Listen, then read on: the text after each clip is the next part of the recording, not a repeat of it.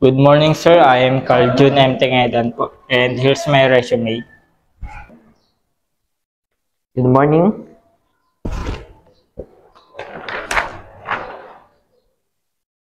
So, while reading your resume, please tell me something about yourself.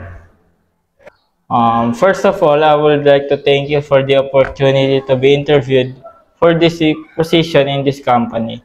I am Jun Tengedan. I've graduated with a degree of Bachelor of Engineering Technology, major in Automotive Technology at TUP Taguig, and have experience with car engines through managing our own jeepneys, which has provided me with the hands-on knowledge in repairing engine issues, addressing brake problems, and performing general maintenance work. I've also worked as a service crew at a fast food restaurant for 6 months before I take my college degree.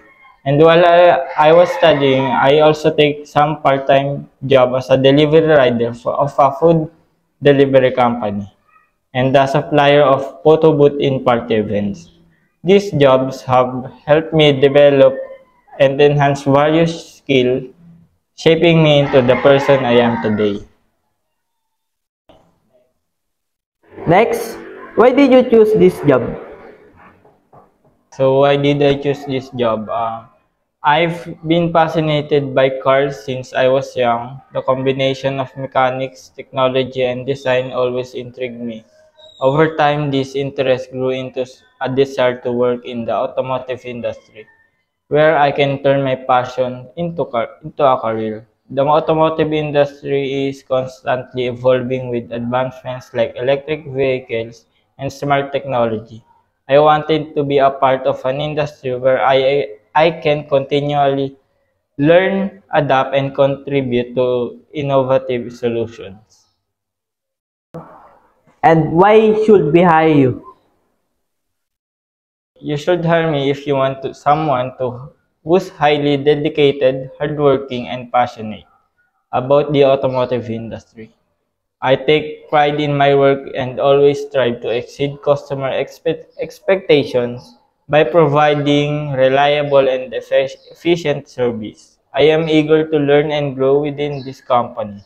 I stay updated on the latest automotive technologies and industry trends, and I am committed to continually improving my skills to contribute to the company's success.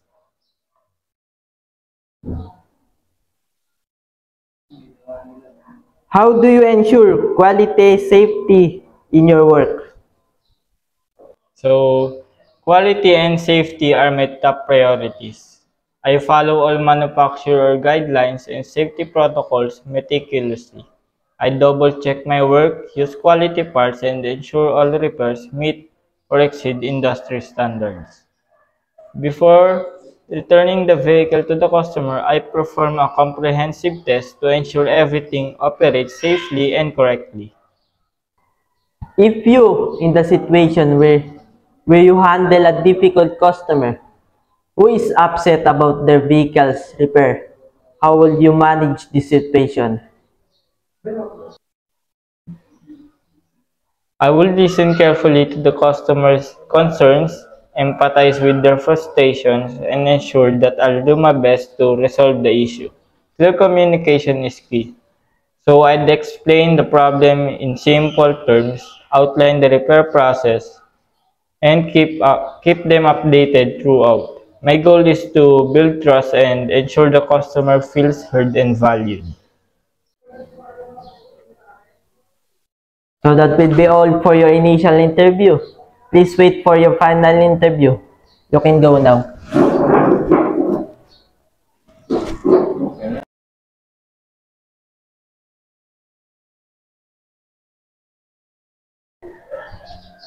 Good morning, sir. I'm John Dwayne Cruz, and here's our resume.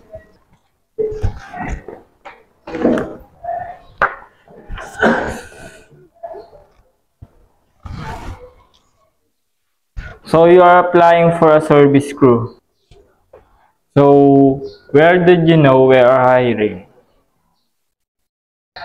I found out about the job opening or job hiring through my friend. who also works here, and he told me that they had a job hiring at his workplace. And I immediately accept it because I need it to supplement my education expenses. Are you still studying? Are you willing to mix your schedule here and in your school? Yes, I'm currently studying at Technological University of the Philippines in Taguig City. And I'm taking Bachelor of Technology major in Automotive Technology. I'm confident that I can manage my schedule well to balance both work and my study.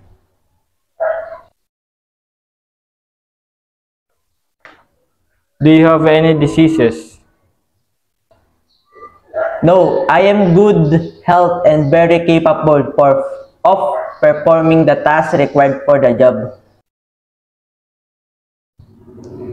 And where do you live? I live in 25A, 13th Street, Lower Bicutan, Taguig City. It's close enough for me to arrive at work on time.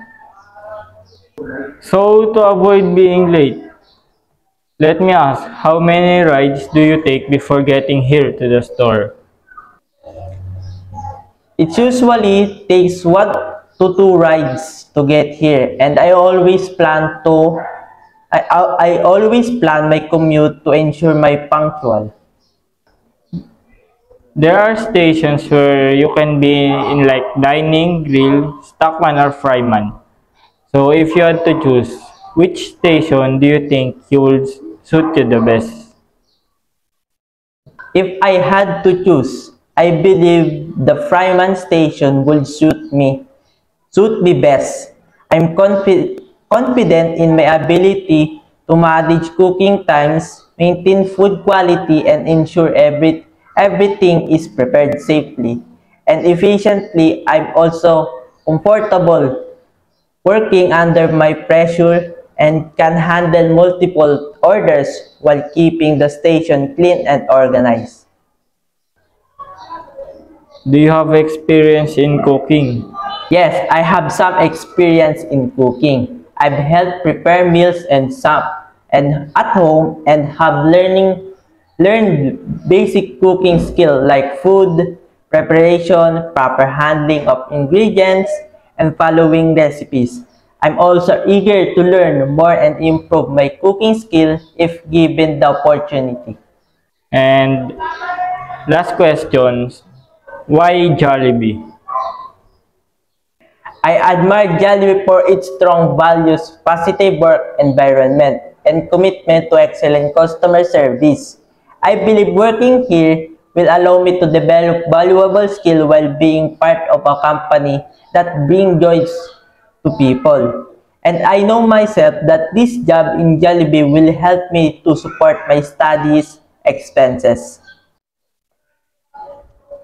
So far, I am satisfied with your answer. So please complete this requirement so you can start as early as possible. Thank you.